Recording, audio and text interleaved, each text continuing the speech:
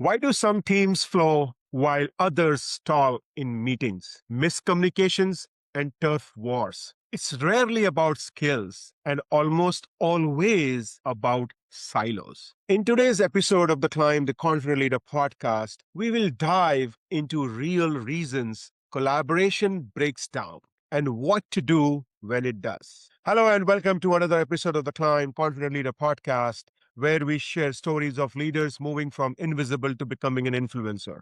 I'm your host, Rahul Karan Sharma, and I am dedicated to helping leaders become that confident leader that they are destined to be. Our guest today is someone who is coming from a different territory. She is dialing in from Israel. She is a team architect, an executive leader coach, and an author of the book Clicking, a team building strategy for overloaded leaders who want stronger team trust, better results, and more time. Our guest work is rooted in helping leaders move beyond coordination and build high trust, self sufficient teams, and that collaborate across silos and make decisions together. On that note, ladies and gentlemen, please put your hand together for Daria Rudnik to our Climb Leadership Development and Confident Leader podcast. Daria, how are you doing today? Oh, hi, Rahul. Thanks. First of all, thanks for having me here. I love listening to your podcast, and I'm super excited to be here as your guest today. Awesome. And for our listeners, Daria also happens to be my colleague at the Forbes Coaches Council. That's how we met. And she's really making an impact in her community globally as well as locally. So thank you, Daria, for doing what you are doing to build that leadership acumen on the client that you serve. So thank you for doing that. With that said, Daria, would you mind sharing your own leadership journey with our audience? How you did things that you did, and what made you be here today on the platform, which has been listened by top global 1.5% of listeners. Share your leadership journey with us. Well, thanks for that question, Rahul.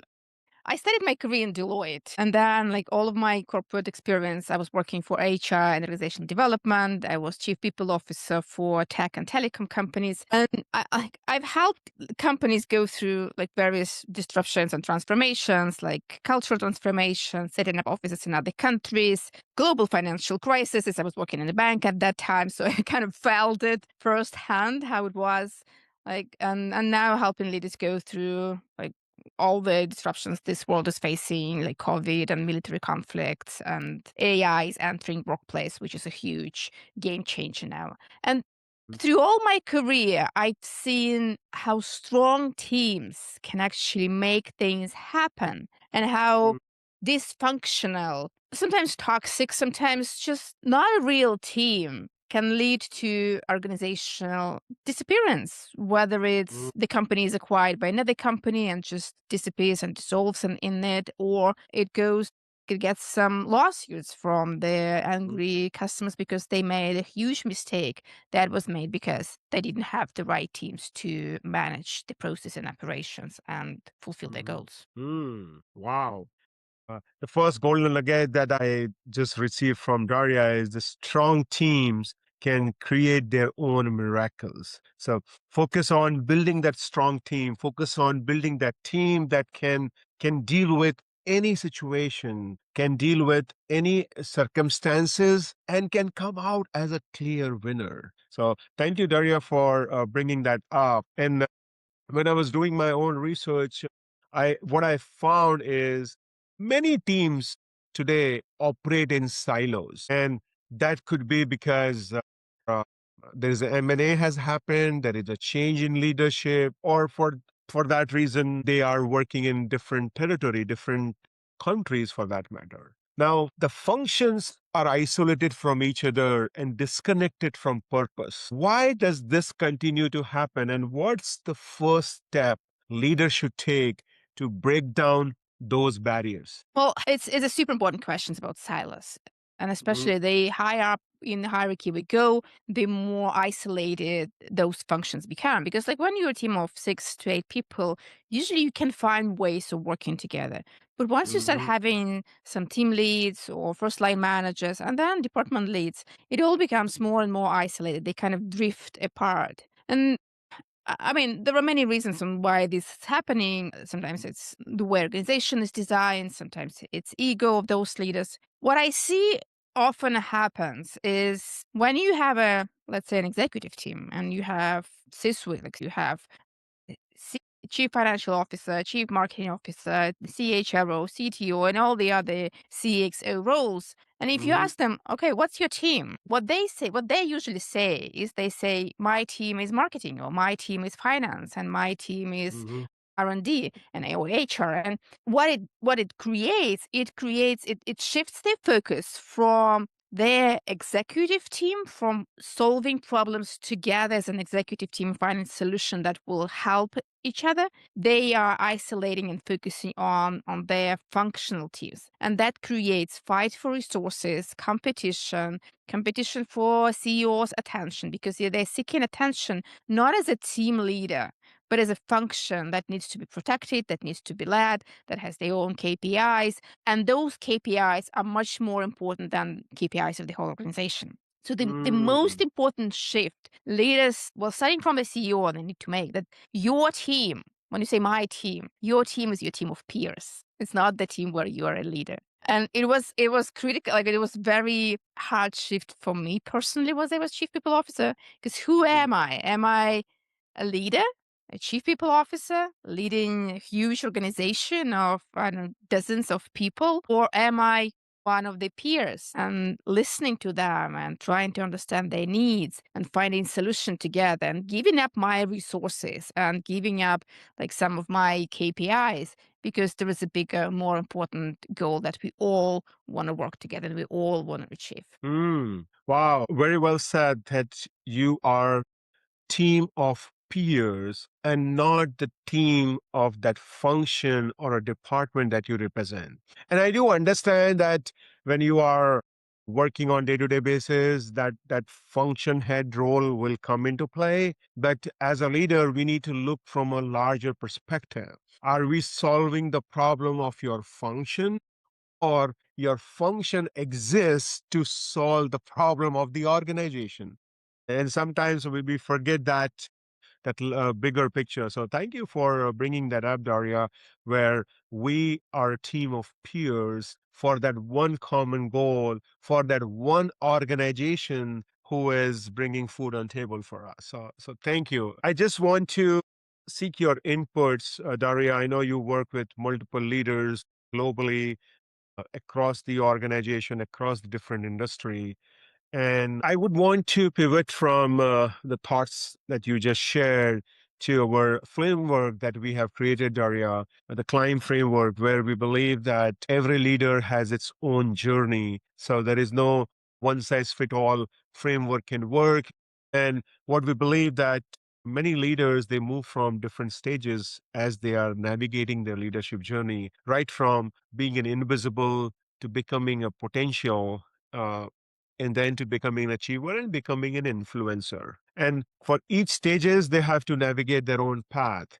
So my question for you is, do you still see that these stages resonate in the world that you are supporting, in the industries that you are supporting? Are there any names coming to your mind when you hear these terms? An invisible leader, a potential leader, an achiever leader, an influencer leader? Well, totally. I mean, I can recognize that among many of my clients who come to me and say, I want to move to the next role, or I want to be a better leader, or I want to lead my team in a more effective way. And a lot of it starts with them being high performers themselves and kind of great individual contributors, moving to leadership position, trying again, still having and keeping this hat of being high productive, high performing, doing a lot of things themselves, but without clear focus. Okay, now my role is different. Now I need to be more visible. Now I need to build relationships with stakeholders because I'm not responsible for my job only. I'm responsible for those people who are on my team. And the more you grow, and like it depends on the organization and on the person, but the more they grow in their role, the more they realize that it's not only about performing, like doing the job well, and everybody will see that and recognize that. It's a lot about building the right relationship with their stakeholders, finding advocates, finding people who will support you, managing relationships with those people who don't support you at the moment. You kind of growing through those stages from being invisible to being someone like a go-to person in the organization is a very critical path for all leaders. Absolutely. Wow. So thank you for commenting on that aspect that these stages still resonate with the clients that you work with and the organization that you work with. I That have a really, story. okay. I have a story about that. And Uh-huh. it's really an interesting story about like the leader who like started as a sort of we'll say invisible leader. And once she thought she wanted to take up a project, but she thought, okay, people don't know me. I'm too invisible. How do I can I be like moved to a more executive position? I'm not that kind of person. I'm not playing politics. I want to like keep like be true to my values. But as soon as she started to talk to those people and have reach out to them and trying to understand what is it they need, she realized it's not about politics. It's about how they see her as a leader, what kind of values she bringing to them. And once Mm-hmm. that become clear, they promoted her to executive position like straight away. I'm sure she'll become a very influential leader in her organization. But just going out Mm-hmm. there, having those conversations and understanding, like you're afraid of too many things. Don't think Yeah. beforehand. Go talk to people. Correct. Yeah, I think thank you for bringing that example because it's all about that mindset. You need to cultivate the mindset that everything is not happening to you, it is happening for you. And when you start cultivating your mindset from a perspective that you are not the victim, you still can make a difference. You still can make an impact that really change the trajectory of your leadership journey. So thank you, Daria, for bringing that story up. I really appreciate that. The other aspect I also want to bring your thoughts on is you talk about in your book about the difference between a working group and a real team. How does this distinction impact trust, decision making, and collaboration across departments? Well, thanks for bringing that up because like the word team is overused. We're using it way too much. If a group of people have one manager, that doesn't make them a team. The only way you can call a group of people a team is when they have shared purpose, when there is a goal that they're reaching that they can only reach together by collaboration and then not by summing up their individual contributions. If they have that goal, then they need to have interconnections. It means they need to work together, they need to collaborate, they need to understand how to support each other. And that's when 1 to 1 equals more than 2, it could be 3, 4, 5, etc.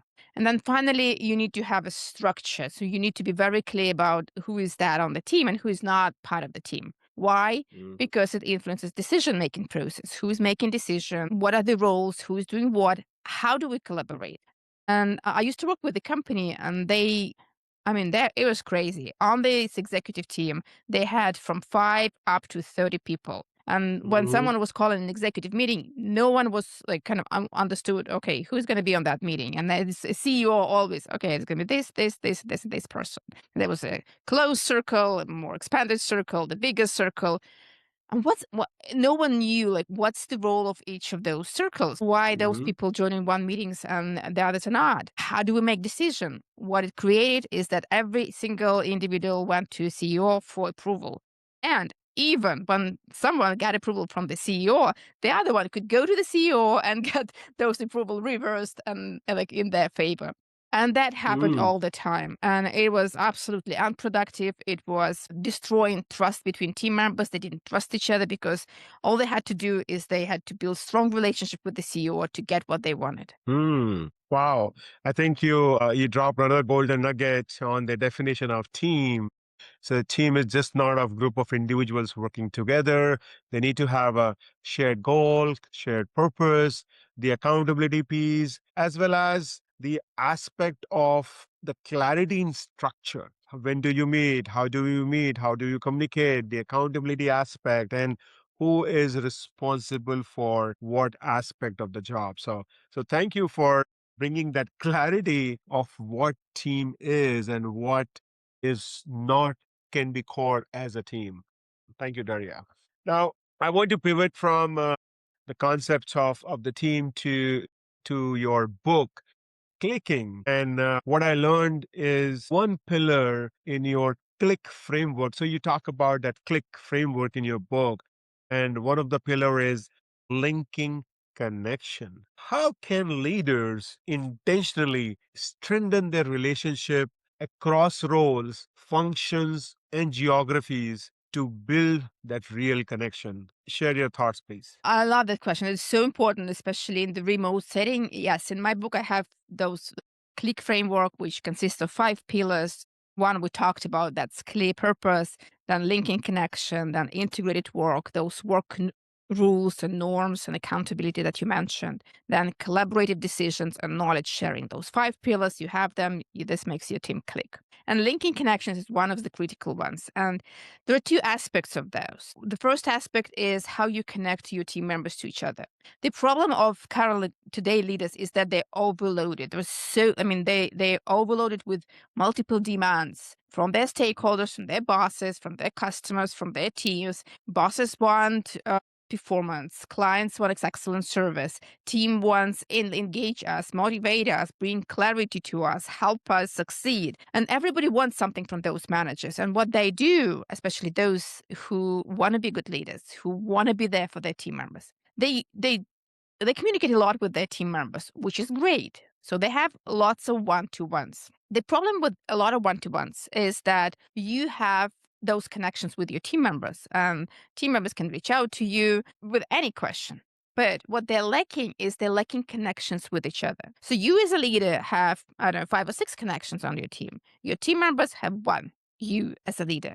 And that creates huge workload for the leader, but it also creates an isolation for those team members, especially remote ones. So for any leader leading remote teams or maybe on-site teams, also make sure that people on the team are connected through micro collaborations, through mini projects, mentoring, buddy groups, whatever it is. So if they have a problem or a question, they're working on some idea, they reach out to their team members first and then to you as a leader for approval or, I don't know, suggestion or whatever it is. But first, they talk to each other. They have those connections. And that makes it feel like they feel better because they have lots of people they can reach out to for help and advice. And it makes life easier for you as a manager because now you have free time. And I was working with a leader who did that on the team, and he created those buddy groups where more senior employees were coaching and mentoring junior employees. And like so many questions were just delegated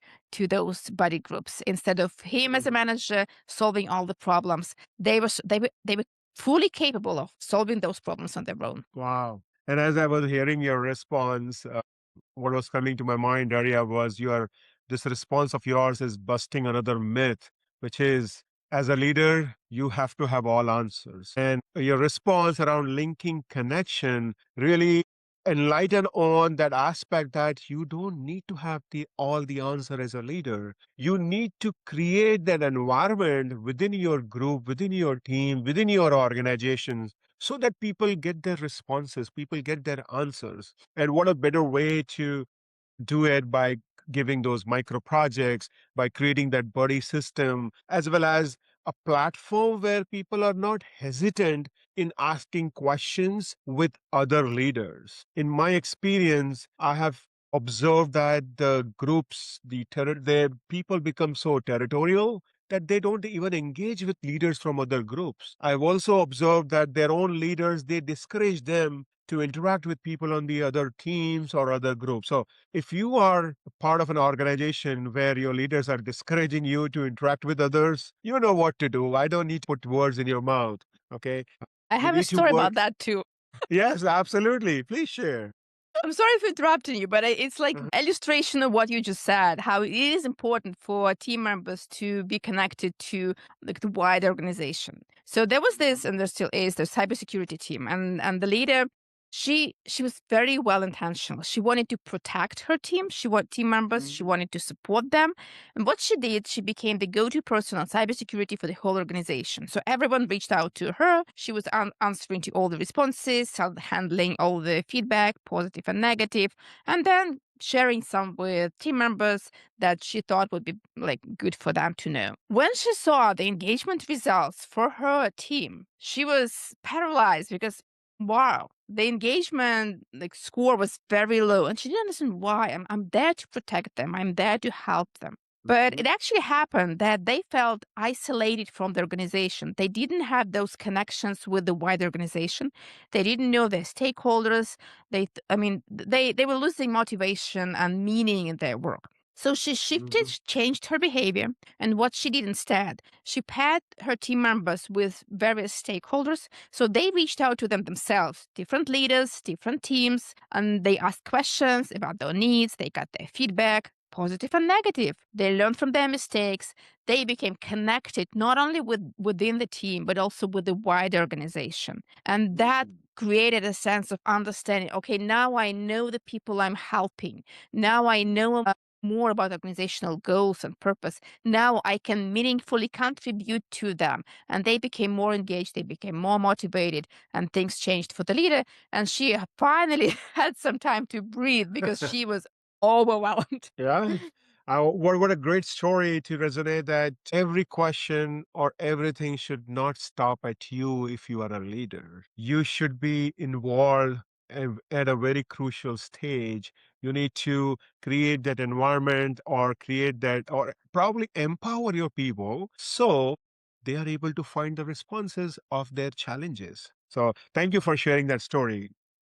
Now, Daria, I wanted to switch gears on something in today's world we are talking a whole lot about is AI, artificial intelligence. And I do have my workshops around AI for leaders. In this AI driven world, how does AI impact collaboration across silos? And what practices would you recommend that can help teams to stay human centric, even with hybrid intelligence? And I love that you mentioned that AI for leaders because AI is not a technological, well, it's not only a technological shift. It influences the way we think, the way we work, the way we collaborate. It has a huge influence on workplace dynamics. And again, I'll tell you a story about this collaboration and bringing, like breaking out those silos and bringing people together. In AI, we know that things are changing very fast. And what organizations do is they try to experiment with AI a lot. So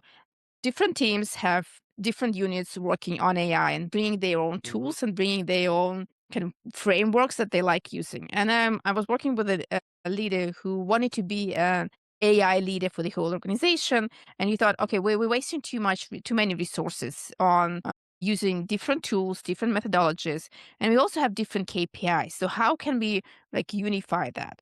But it was very hard to do because from the beginning, all of those teams they felt like they owned their own tools, that they owned those projects that they found, that they created. And that made it hard for them to actually let them go and create something that's unified for all of them. So while working with AI, it is very critical if you implement that, be very clear about that. It is an experimental stage where you try, you fail, you test, but then at some point we'll have to find a better solution. How we move forward with AI. What is it we are using? What is it we are not using? And in this particular case, it was very important to understand the metrics because, I mean, there's always the next better thing in AI. So the question is, should we chase this next better thing? Or if this thing is helping us with our needs and we should stick to it for now. Monitor environment, yes, but not chasing the new technology because they pop up just like crazy. So being very clear about how you implement AI in your organization and what are the next steps is a critical part of AI transformation. Very well said. And the way I look at it is AI is not about technology. AI is more about enabling people to to do better. And it is so important for our leaders to make sure that people are very much clear when it comes to the strategy you as an organization are using to implement AI. Don't just focus on that bandwagon of AI. Make sure that you do your own check and balances to ensure that people are truly making the AI to its best use rather than just using AI because everyone else is using AI. So, thank you for bringing that up and how AI can help in this hybrid environment and how AI can really make a difference. I always say that it's not that AI that will replace people, it will be those people who are leveraging AI will replace people who are not leveraging AI. Now, before we move to our fun rapid fire round, Daria, I wanted for our listeners or people who are watching us on YouTube, if they want to get collaborated with you and your work, how can they connect with you and how can they explore working with you and the Click framework? Well, thanks for that question. I'm very open to connections on LinkedIn. Reach out to me, send me a message. Let's keep this conversation going. You can also find more about like me and my work and my book Clicking on my website, dariarudnik.com. I regularly publish lots of interesting materials like workshop scenarios and templates and checklists for managers. If your team is overusing AI or not is one of them, for example. But reach Mhm. out to me. I'd be happy to continue this conversation. All right, and we will include her LinkedIn profile and website on the show notes so that it's easy for you to reach out to Daria. Now we're moving to the fun rapid fire round. There will be 5 questions coming to you, and we would want to hear your responses instantly. All right, you ready, Daria? Okay, let's go. Okay. So, what is one leadership skill you wish someone had taught you earlier? On networking. I mean, networking is critical. Okay. What is one daily routine you never skip, no matter how your hectic day is? I go to bed early on time. I mean, I go to bed on time all the time. It's critical for me to have Mhm. enough sleep. All right. So the next question is probably easier for you to respond is, are you a morning person or a night owl? I'm more boring person. Yep, yep. I could figure that out the moment you mentioned that you go to bed early. Yep. As a leadership coach, what is your preference? What is your ideal leadership retreat? Is it indoors or outdoors? It's on the job. Mm, okay, The best learning always happens on the job. very good. And then the final one, if your career were a Netflix series, what would be the title of season one be? How could that happen? Ooh, how could that happen? Very well said. So thank you for being so friendly and so sportingly taking these questions. I really appreciate that. And now, team, we are moving to the final segment where we want you to mention your biggest takeaway from our episode today. It is time for me to share my learnings from the episode and for you as well. So put it in the comments on YouTube or on Apple or Spotify. So there have been many golden nuggets that were dropped in by Daria today. A strong team can create their own miracles. They are so powerful, they are so practical that they can do any wonders in the world. Your team is not the function that you are representing, it is not the department that you are representing, it is not the territory that you are representing. Your team is a team of peers to make sure that we are focusing on that one goal, that one objective for the larger organization. Another aspect that Daria mentioned is the definition of the team. So, team is one that it has a shared purpose, shared goal, can collaborate together, and when that collaboration happen, that's when 1 plus 1 is does not equal to 2, but 1 plus 1 equals to 11. So it's around the clarity on the structure that matters to make the team successful. Her click framework, C stands for clear purpose, L stands for linking connection, I stands for integrated work, C stands for collaborative decisions, and K stands for knowledge sharing. A click framework, which is a part of our book Clicking, can definitely help you to make your team click. Finally, if as a leader, if everything is stopping at you, that means there is something wrong. Do not make an environment that everything comes to you. Create an environment in the way that people are empowered to find the answers for their questions by allowing them to work on micro projects, by allowing them to work with other teams, by allowing them to have that buddy system so that they can get answers for their day-to-day challenges. With that said, we are closing down on this episode of ours. So thank you, Dario, for unpacking such a compelling and practical approach to breaking down silos and building teams that truly click. Your insights remind us that collaboration isn't accidental, it is intentional.